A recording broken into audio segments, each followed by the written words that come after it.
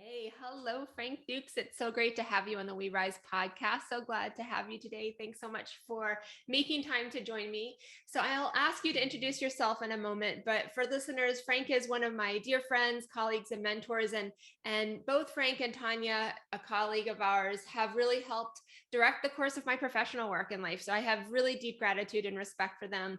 And Frank is someone that I have just had the delight for learning from for about 15 years now, a little bit more. So Frank, thanks so much for joining. Can you tell folks a little bit about you and your story? Sure. Thanks, Christine. I'm so glad to be here. And also, I think you are, I consider you more of a colleague. Maybe originally, certainly you were a graduate student, but you're much more of a colleague. And we've worked together as colleagues on, for many years on a number of projects. So it's exciting to be here with you. So yeah, my name is Frank Dukes. My work is with the Institute for Engagement and Negotiation, formerly called the Institute for Environmental Negotiation at the University of Virginia. And I've been there for 30 years, actually a little bit more than 30 years now, doing that work. And I also have been embedded in my community, which is Albemarle County, Charlottesville, Virginia. I'm just outside the city limits, but my address is Charlottesville. And I've been living here since 1973. Great, thanks, Frank. Can you tell folks a little bit more about, so I know you're engaged in work across the country, but in the last decade or so, your work really has been in Charlottesville more too. And I'm gonna let you take this direction either way. Can you tell us a little bit more about the work that you do and a little bit more about your story? How'd you get to where you are today? Sure. Well, in my most ambitious moments, I talk about that my role is helping people love each other when there are things that are keeping that from happening.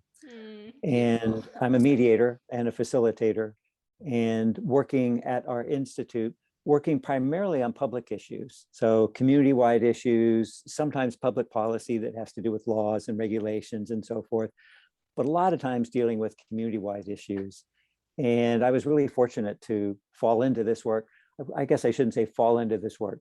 I was really fortunate to be able to learn about being able to do this work and to be able to do this in my own hometown, as you say.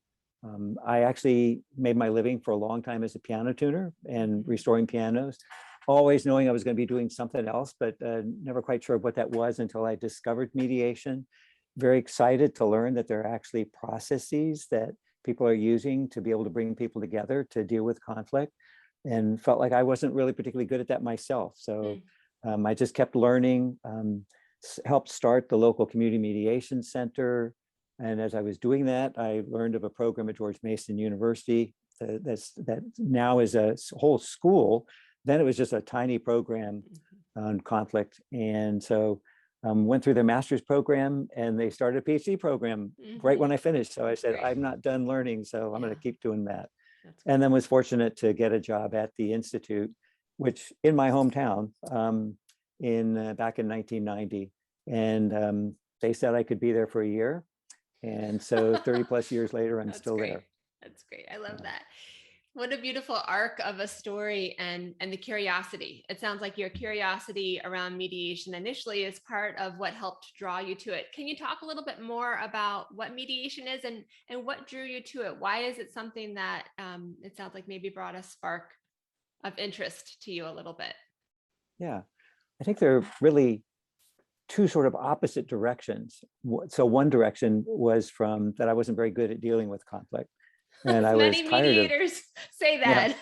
I was tired of not being very good at dealing with conflict. But the second direction was that I've always felt like I had a good ability to relate to different types of people and to understand people coming from very different perspectives, widely different perspectives. And so that combination, as you may determined that I was going to get better at dealing with conflict.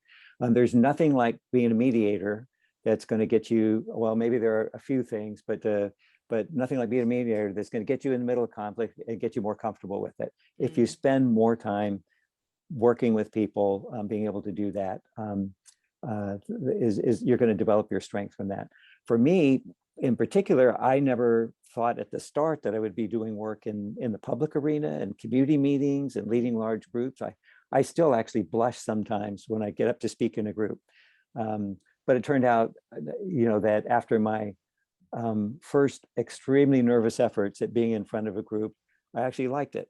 So I actually think of it as kind of like performance anxiety that musicians have. Yeah, plenty of musicians who are great musicians, and people would have no idea that they get extremely nervous ahead of time, and they have performance anxiety, and yet they love performing. And so it's a little bit like that for me, that I was able to overcome that, and really feel fortunate to be able to do the work that I do with working with a lot of communities, a lot of different people, a lot of incredibly creative, skilled people, and then a lot of colleagues like yourself who are also incredibly creative and skilled and dedicated to finding ways to bring people together.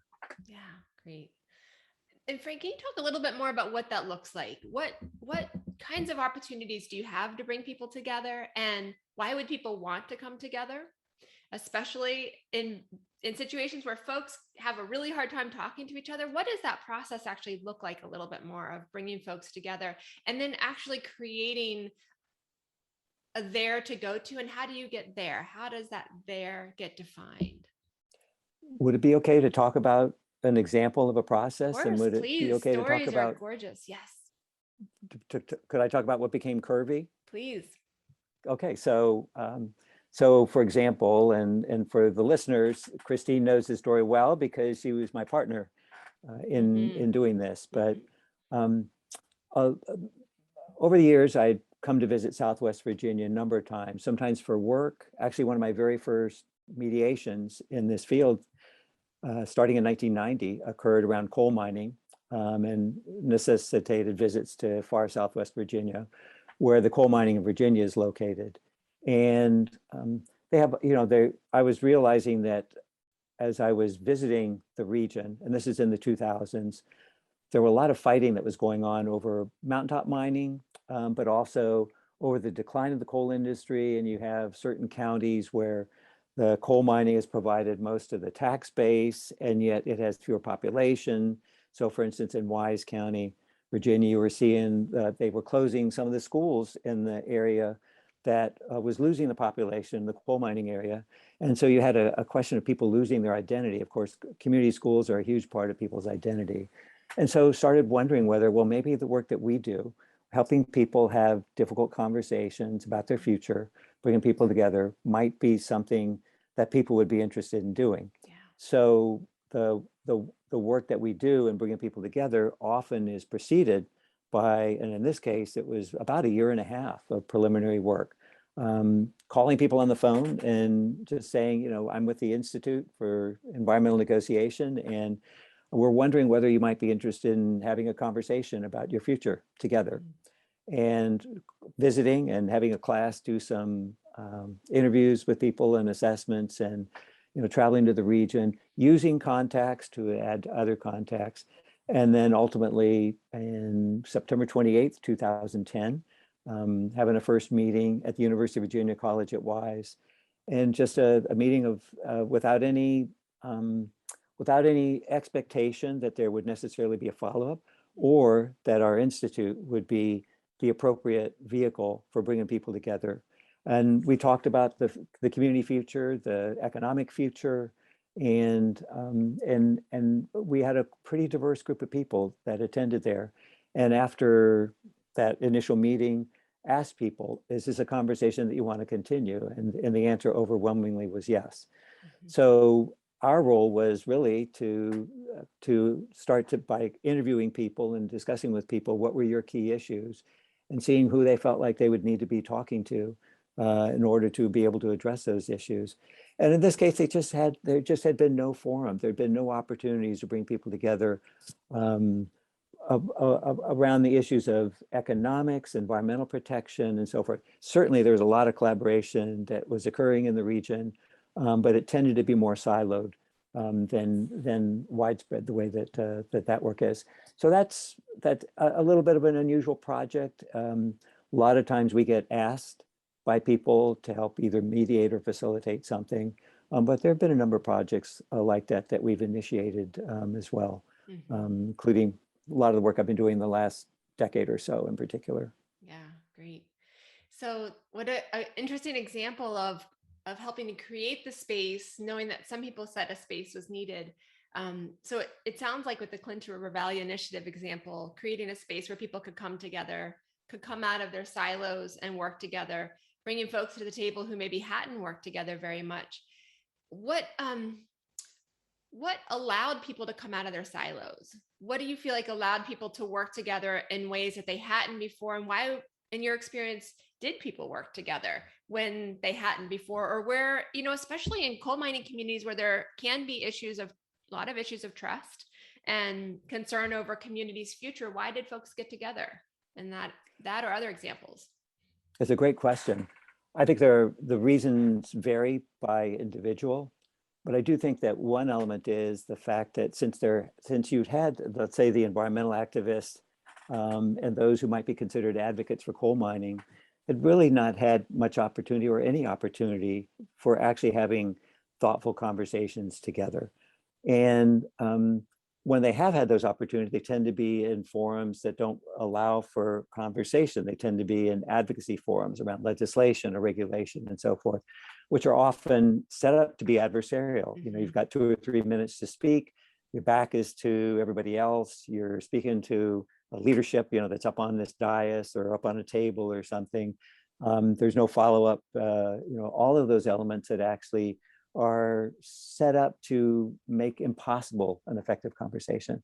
So I think also there was some concern by some people that just not people don't like conflict necessarily, and that they were going to get attacked, not physically, of course, but attacked for the views that they had, and then just the concept that there might be something that people agree on when you have such strong disagreements can be foreign to people until they actually get to sit down with people and you start asking them to talk about what's most meaningful for them, and they start to learn that what's most meaningful is pretty much true for most people in most communities, that they want a future for themselves, they want employment, they want food on the table, they want an education, they want this for their children, they want there to be a place for their children and their grandchildren, they want them to be able to stay there. Now, they disagree quite a bit over how to make that happen, right? But some of those core values are similar. So overcoming that hurdle with that first get together, again, that's one reason why it took so long. We want to make sure that we had the people coming to the table understood what they were getting into, and being able to offer some reassurance that there would be some strong facilitation. And maybe we'll talk about that in a little bit later. The facilitation role is often really valuable for people who might be concerned about having a conversation like that. So different reasons why, and maybe would have happened, if we hadn't gone down there, maybe somebody else would have done it. But the last reason, I think, the University of Virginia having some credibility, particularly there's a University of Virginia college at Wise, which is right in the middle of the coal mining region. And so being affiliated with the university didn't hurt at all. I think it helped. Absolutely. I think I would like to come back to those shared values and something that you asked me recently in a different context about when people have different versions of reality or different understandings of reality. I'd like to come back to that in a little bit, but would like to explore that role of a facilitator a little bit first. Can you talk a little bit more about what that role is and why is it important? What does a facilitator bring to community processes or conversations that is really key in your experience? Sure. Yeah. Another great question.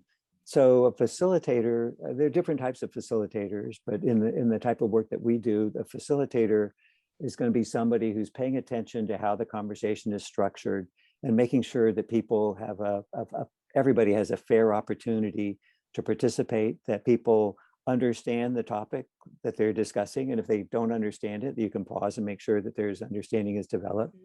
And that there's an agenda prepared ahead of time that people agree is what is valuable to talk about, and that there's some way of sticking to that agenda. Although I'm actually not necessarily well known for being rigorous at keeping times or agenda items. If a community is interested in having a different type of conversation, we want to follow the community, right, to the extent possible.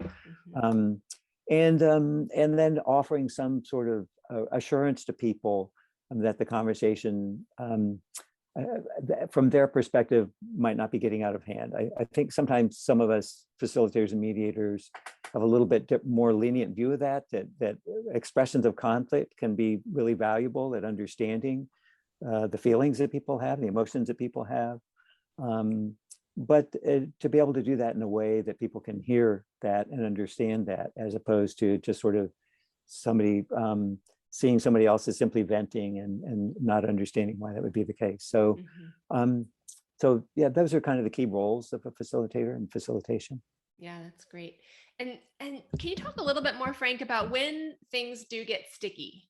When people are, venting, or when people have really strong feelings about something, or when conflict starts to emerge, as it often does, how do you create safe space for other community members or participants,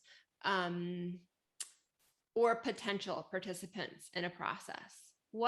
How do you make it so that folks can come together and really participate with their whole selves, their mind, their hearts, their beliefs and values? How does that happen? Well, it's much harder to do in the moment if you haven't prepared people for the possibility of having a hard conversation. So that's part of the facilitation role too, is to prepare people for that. And a safe space, by safety meaning that people are not going to be certainly physically safe in some cases, although we're not talking about that situation in Southwest Virginia, at least for the conversation we were having. But we also like to balance that with the idea of a brave space too, so that what we are doing is encouraging people.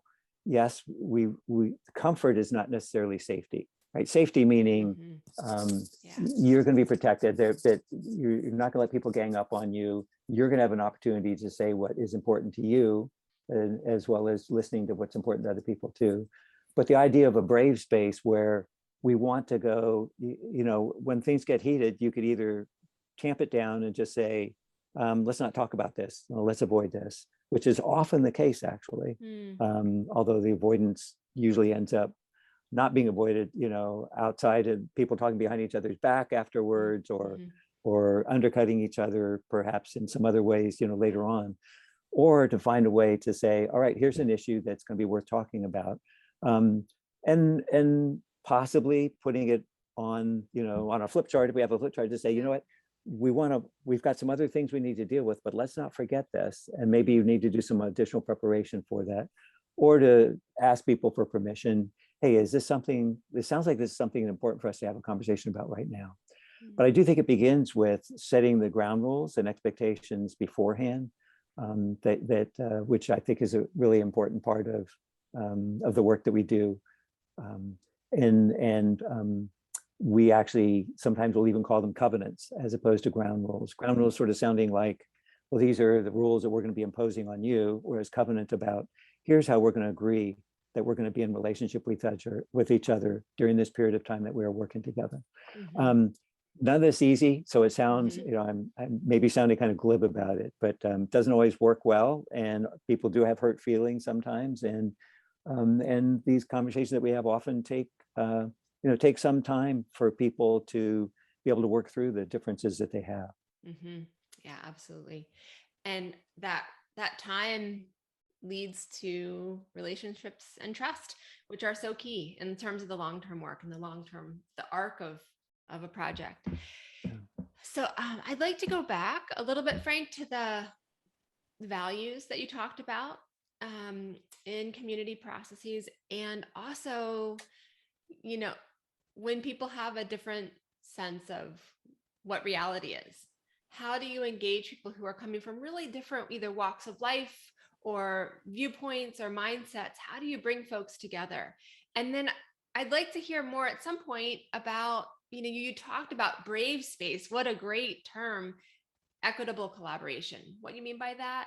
So values, different versions of reality. And then at some point, feel free to weave this in if it makes sense. What do you mean by equitable collaboration? What does that mean? Okay, that's a lot to grab hold of. It is. So, I'll keep track of it so we can come back to it. Yeah, that was okay, good. So, well, starting with core values, I think as a third party, as a facilitator, it's the first time I'm introducing that, a third party, meaning someone who does not have an immediate stake in the particular issue, but is there because they're helping with the process and guidance and facilitation and so forth. I think that the idea that understand that you can be an advocate for a particular process, and that'll lead to equitable collaboration later. And I think also, sometimes people talk about neutrality, and there can be a trap of neutrality, as as we've had many conversations about neutrality. Not to throw away the idea that the third party, in my role, we need to be independent. We need to not favor any one particular party over another particular party. But neutrality can kind of mean not caring, and I think that actually is quite the opposite. And I think that to the extent that I'm effective in the work that I do, and that we were effective with what became Kirby, the Clinch River Valley Initiative, is because people understood that we cared deeply about them and about their concerns. And I had a wonderful comment from someone. I'm teaching a asynchronous class, and I wrote it down because I just thought it was such a good comment. This person actually name is Evo Duker, and with the Department of Transportation, and saying it's very difficult to change the perception of any person once they're made to believe they don't matter.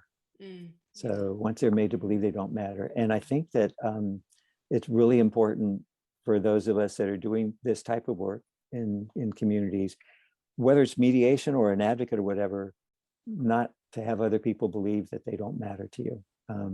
So I think that's a core part of the core value, and probably the most important core value that I would bring to the work. Yeah, absolutely. There was an intermediary question. I know you talked about then going to equitable collaboration, but there was an intermediate question. I can't remember what that was. Oh yeah, the different sense of shared reality, and to bring that in, right. About people feeling like they don't matter and having different, I think those two things are very much connected. Having a really entrenched version of reality with, do I matter? Do I have a space? Do I belong? Does my voice matter? Can you talk a little bit more about that? If there's a connection point there, or different versions of reality, and how folks come together. Yeah, I think it's obviously a big question nationally and globally, with so much polarization and different types of polarization, and where so many people have different versions of truth. And of course, we've always had conflict, and always figured out how do we deal with conflict. One element of that within the work that I do, people tend to talk about fact finding, and then tend to talk about joint fact finding, and the idea that legitimacy to an understanding of one another's situation can be done better if you can get people talking honestly and authentically, and listening honestly and authentically to one another, to develop a wider shared understanding than you might have otherwise. I think that clearly takes time. There's no way that this is something you can do in a meeting or two meetings when you have widely different, held views. So, for instance, the mountaintop mining, the different values that people hold about that, and even though that's not as much of a topical issue and not as much of a dividing point right now as it was, but can you actually, if you're having a conversation about that, can you have people agree on, well, what are the terms by which we're going to be discovering the facts of this matter? And I think actually this introduces an element of what we're talking about, equitable collaboration, because one of those key elements is that we call it truth telling and truth seeking. And so that truths are more than facts. And so that truths can be the meaning that those facts have, the meaning of our histories, the stories that we tell, and oftentimes in particular the stories that we tell too. So is there an opportunity when people have very different worldviews and different understandings of what's reality and what's not reality?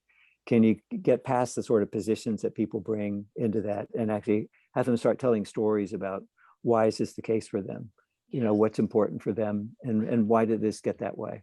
It doesn't mean that it's always they're going to end up with a shared understanding, but it does seem like oftentimes that's the only way to get to a shared understanding, is if you can break it down away from my position versus your position, but into the here's what's going on for me, here's why this is important for me, and I'm willing to listen to you too.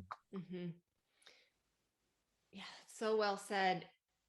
So one question I have is, you've worked on some pretty intense issues, across the board.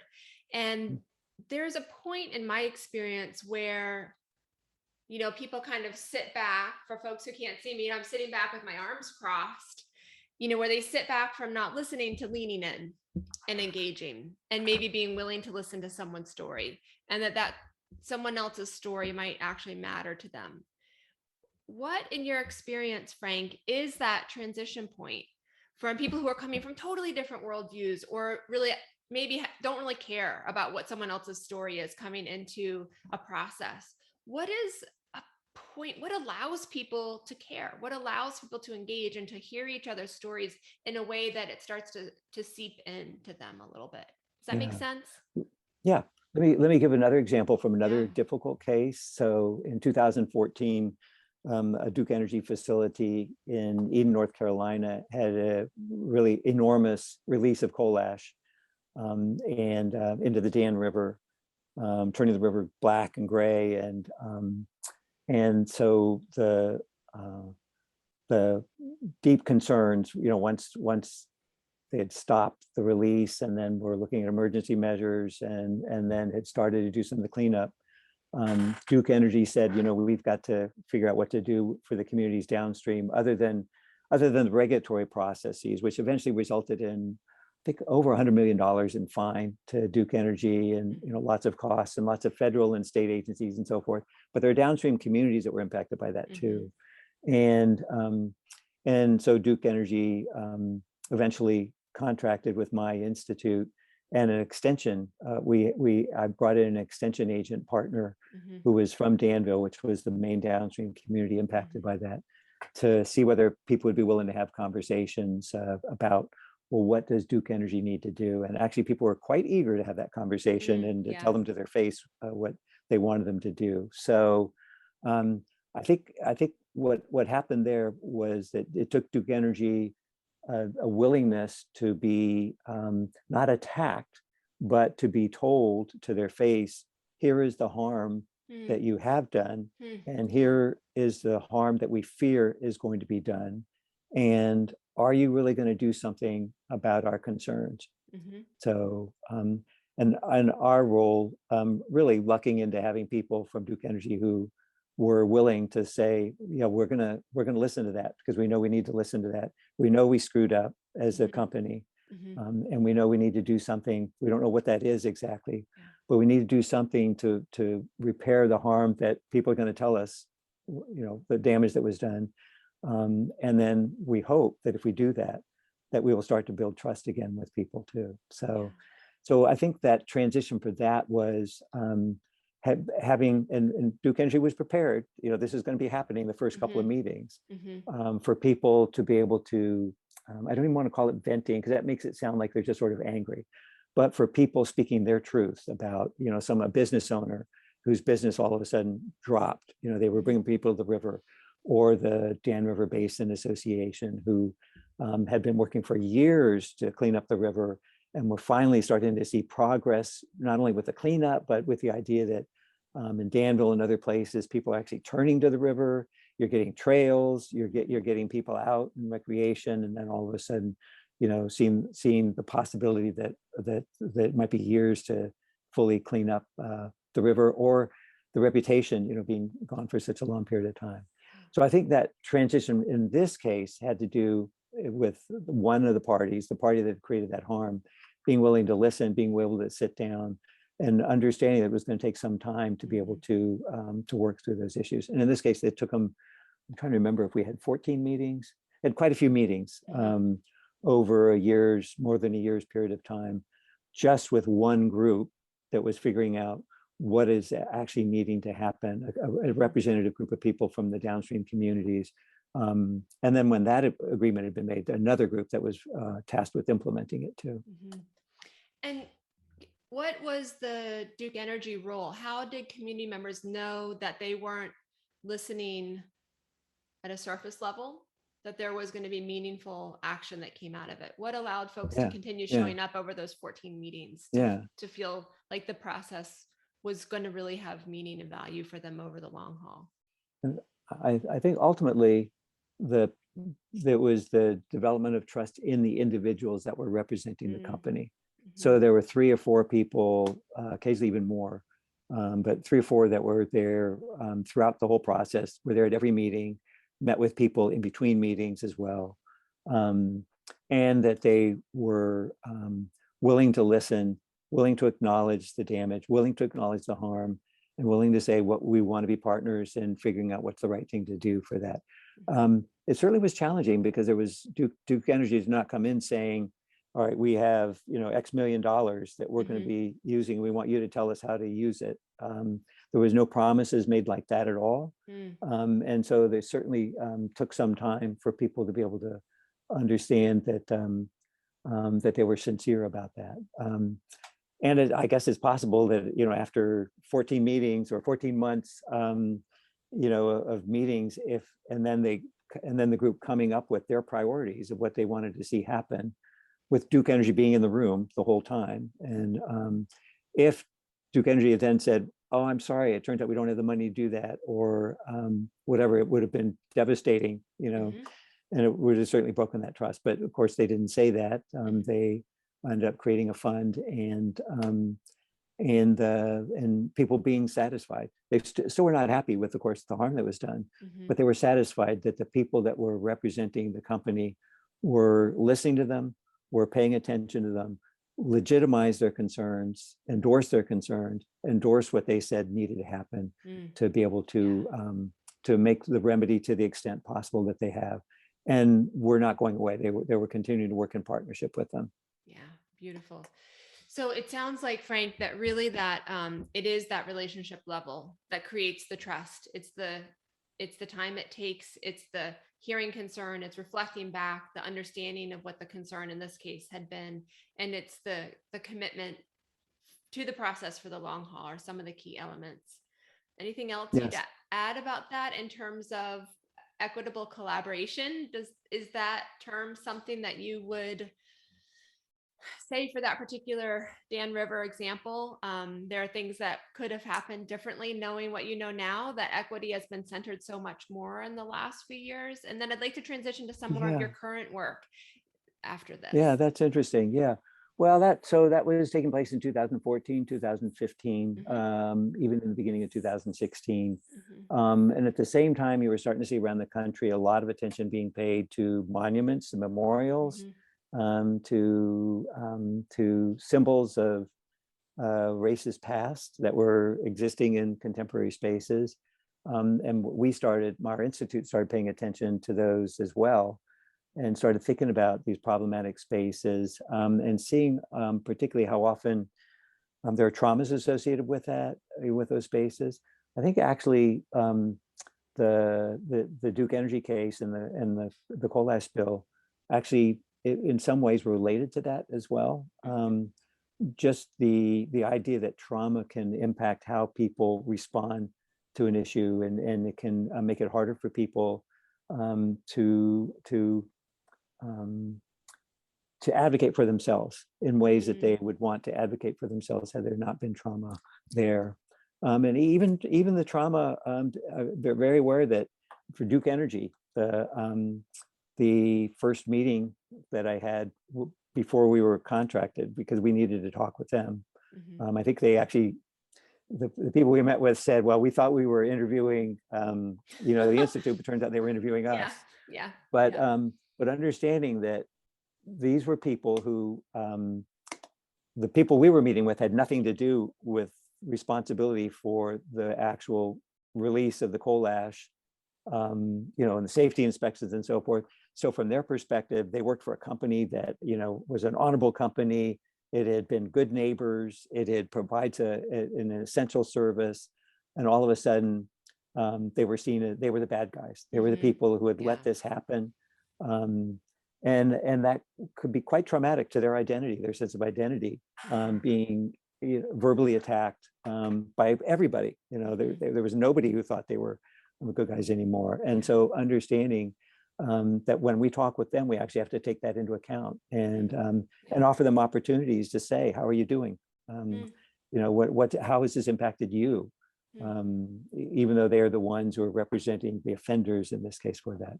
So also then starting to look at these other spaces, such as in my own hometown community, where we had Confederate statues, statues to General Lee, statues to General Jackson, the most prominent ones in Charlottesville, and realizing that those are the types of spaces that actually, for decades, if not generations, have created harm for people, and that it's not, our ordinary processes of bringing people together to have these conversations wouldn't necessarily be sufficient for those types of spaces. Yeah. Go ahead. Well, so, that's so not only has your work, you've seen this, really the field of how people gather has shifted over the couple decades that you've been engaged in it, and the ways that people gather. Yet we've had really global shifts in the last, especially 2 years, different ways that people approach the world and their understanding of the world. And I would say even a different shift in the values that people maybe hold as core in coming together. And your work around spaces in Charlottesville, certainly Charlottesville has been such an epicenter for that shift and harms at the community level, and how those things have been addressed. How have, can you talk a little bit more, Frank, about the ways that you've shifted or needed to shift the spaces that you've held or that you've been part of, with these really, it finally being more common for these deep generational harms and traumas to come to the surface? How has the space that you've held shifted, and how have you as a participant needed to change your own way of engaging, if at all, as part of those processes? Yeah, and I think that really has to do with resilience, also my understanding of resilience. So I think for me, this goes back to the early 2000s when I was doing work around the country around heavily contaminated sites, often called Superfund sites, if they're entered into a particular federal program. And our role was figuring out what's going to happen to these sites once they're cleaned up. And you need to actually be determining what's going to happen to them prior to the cleanup, because if something's going to be a parking lot, it doesn't need to reach the same level of safety and health if something's going to be an elementary school, right? So as we were doing this around the country, over and over again, I was finding what I thought of initially as intrusions, but then realized these are a core part of the work that we do, that history from that had nothing to do with the contamination, but history started emerging about many of these sites. So Bainbridge Island in Washington, outside of Seattle, which was the whole harbor that they had there declared a contaminated site, massive cleanup being done. But that harbor and right in the middle of that site was the very first place in the whole country where the Japanese Americans, most of them citizens, were taken from their homes and put in the concentration camps. A very iconic photo image showing them marching under armed guards. And so people were talking about, well, what are we going to do to memorialize this history now that you're doing a cleanup of this same site where this same history happened? Can't we do something together with that?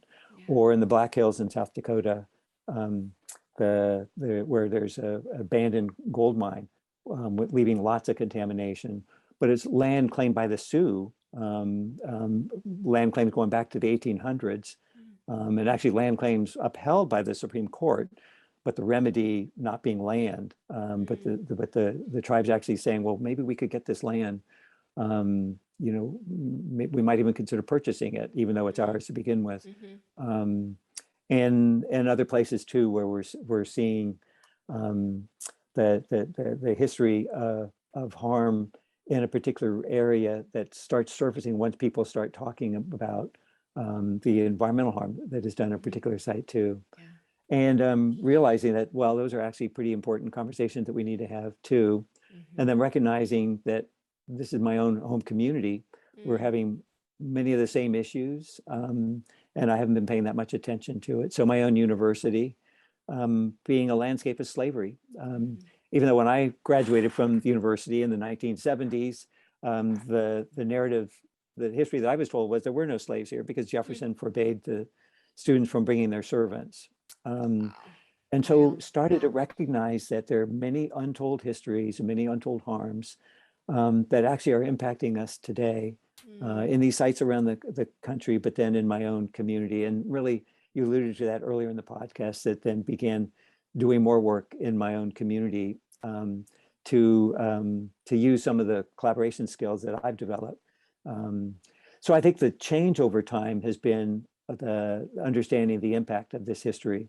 And that ultimately also this idea that communities that address these harmful histories are actually going to be more resilient than communities that don't, which might sound backwards. Like, you hear a lot of people just say, let's just put the past behind us. Let's just focus on the future.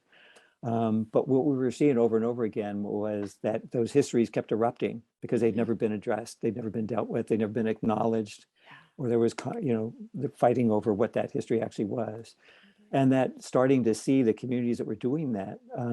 So ultimately, Bainbridge Island creating a memorial, a beautiful, beautiful memorial, along with the cleanup that they did there. And that everybody recognizing the value of that. And so actually being able to, not that it was easy, but at least having less conflict over the cleanup itself, because they'd also come together and work together effectively, the same parties, over the memorial.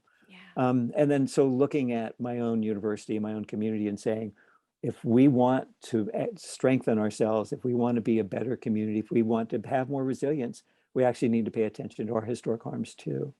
I've been talking a lot in a row. Let me just pause a second, see what you think of that.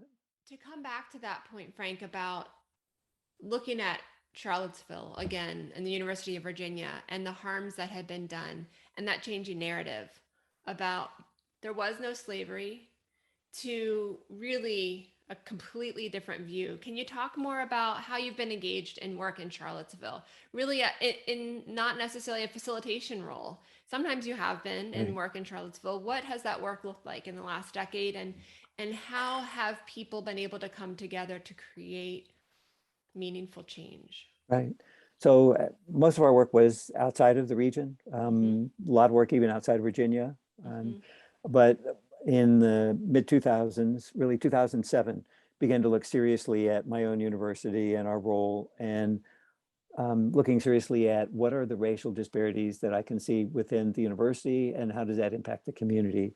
And just, small examples, we had 4% African-American faculty. We're in a state where we have some 18% or so African-Americans, at least at the time. That was about the number. Or that we were admitting about 6.5% of our admitting class was African-American, and we had like 19% of the graduating high school class was African-American. So why do we have that particular disparity? And then looking at the racial disparities in the community, we have, for example, one that really stuck out for me was the infant mortality rate for African-Americans. Certainly it's higher around the country, but in Charlottesville, we had actually one of the highest rates in the whole state. Sometimes, some years, actually the highest rate in the whole state of disparity between African-Americans and others, and wondering why is that the case, and what has to do with that, and understanding that this has to do with, it's very complex, but part of it has to do with our histories of medical mistreatment, distrust of the medical system, of implicit bias on the part of providers, sometimes, and starting to delve into that and saying, let's understand our history so we can understand why we have our current situation that way too. So I started talking with different people, and we began a project that recruited people from the community and from the university, and it became UCARE, the University and Community Action for Racial Equity. And our vision was that we were going to start telling the truth about our history and the impact of the university on the community. To the extent that that is a racialized history, we want to look at, in particular, we want to address the racial disparities that we have. So doing things like, as you said, yeah, not a third party role, but an advocate role. But I think always in a way that Ruth Bader Ginsburg talked about, fight for the things you believe in, but do it in a way that brings others with you. And I would say do it in a way that's listening to others, and that you are joining others also, as well as bringing others with you. So, advocating for increased admission or more equitable admission, advocating for classes and histories that are telling more complete histories of the university and its impact on the community, and so forth. Yeah. So that work happened at a really fascinating time in Charlottesville. Can you just talk for a little bit more about how that work continued around monuments and around, this idea of memorializing a harm is fascinating. And does that help the heart space of people who are deeply hurt? Talk a little bit more about what that has looked like over since UCare was started. I think I'll take one project in particular that addresses your question, and that would be the Memorial to Enslaved Laborers, which is now complete at the University of Virginia. Again, this is just one element. We were not only looking at the symbolic element, but we were looking again at like admission rates and faculty and housing, disparities in housing and so forth, and health and so forth. But I think this one perhaps addresses that question really well. So thanks to a student, Ishraga Eltahir, who was class of 2011, who was one of our early interns for UCare, the University and Community Action for Racial Equity. She decided that her role was going to be in advocating for a memorial to the enslaved population. People who, again, when I was a student, we've been told there was no such population. And it turns out, as you start to look more at it, there were at least 4,000 individuals who we know have been mentioned who were enslaved, who worked at the University of Virginia.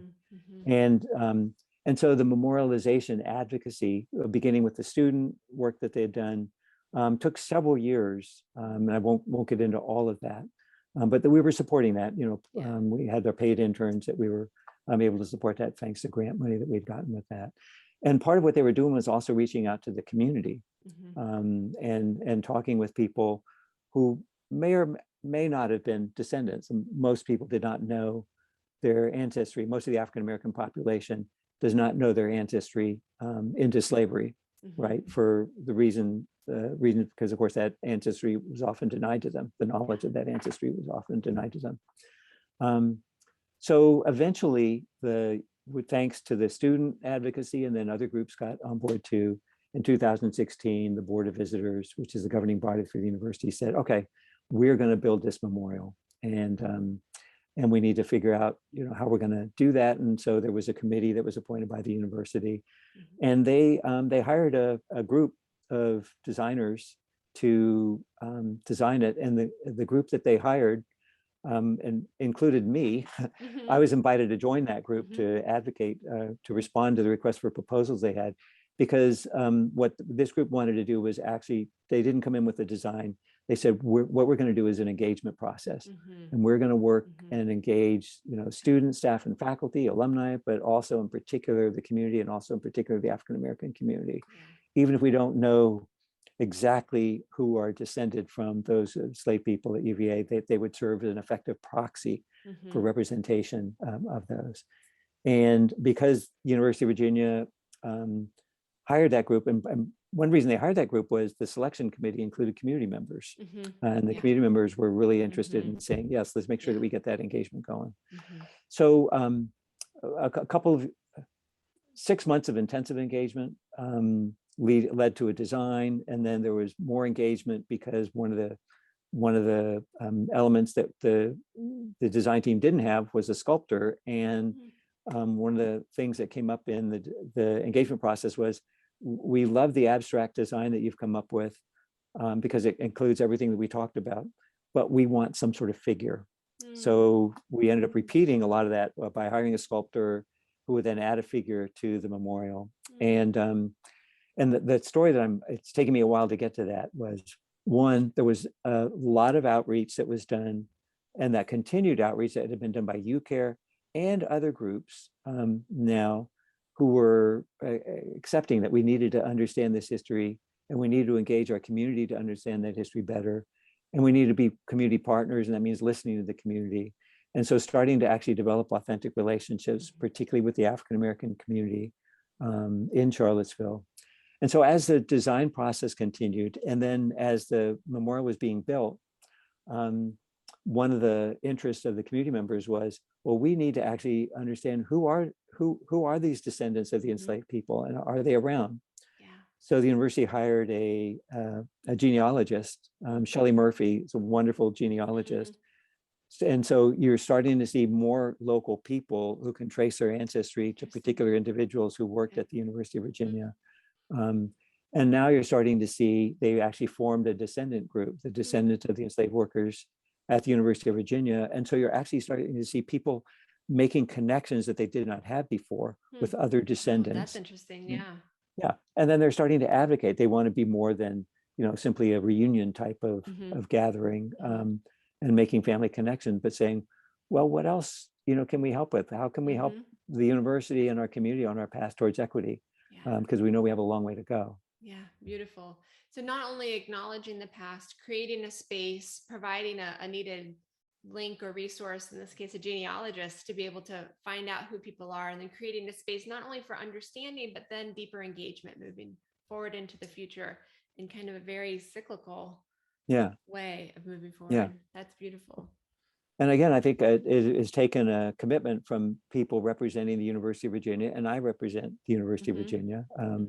I don't have an administrative role, but I, am faculty there, and that we're not going away, that we intend to listen, that we are going to follow up on the work that we're doing, and we are going to partner with you in this work. We're not going to be the sort of remote plantation on the hill anymore. We intend to be different. Yeah, engaging, beautiful.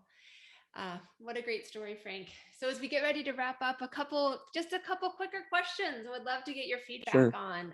So thank you for that storytelling. So you've talked a bit about Charlottesville. What else makes you excited about what's happening in your community, in Charlottesville or other community you belong to? I think that we are in somewhat of a unique position. I mean, there's no part of this country, and probably no part of the world, that hasn't been contested, at some point, and that doesn't have some histories that are playing themselves out. There's some of the historic harms that continue to play themselves out. So, and I think that it's exciting to be in a place where there were 3 presidents, so that there's attention that is paid because of that.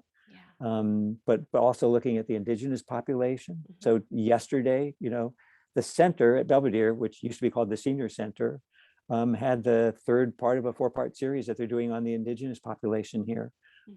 So we're starting to see many more people who are saying it's important for us to tell more complete histories, for us to understand our past, so we can understand and address our current conditions, and particularly the disparities that we have, the unequal opportunities that we have.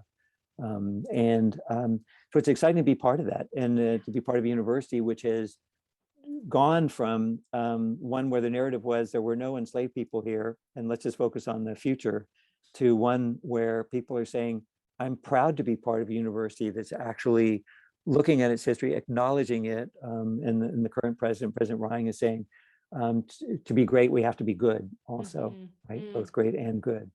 Love that. And doing other things, that, like dealing with housing issues. Next month, the university is going to be announcing a donation of property, and more than that, the time and attention being paid to develop affordable housing, part of that responsible role.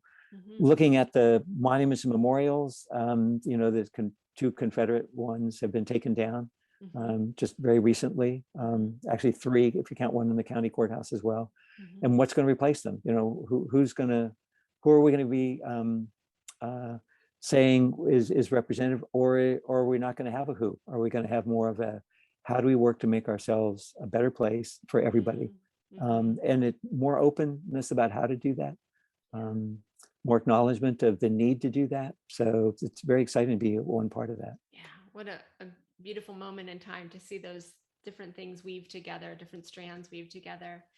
Any other key lessons that you'd like to share, key lessons that you've learned, or anything that any other thoughts or reflections you'd like to share, Frank, with today? I probably got this from somebody else, but the idea is, sometimes people say, well, it takes a long time, and that's true.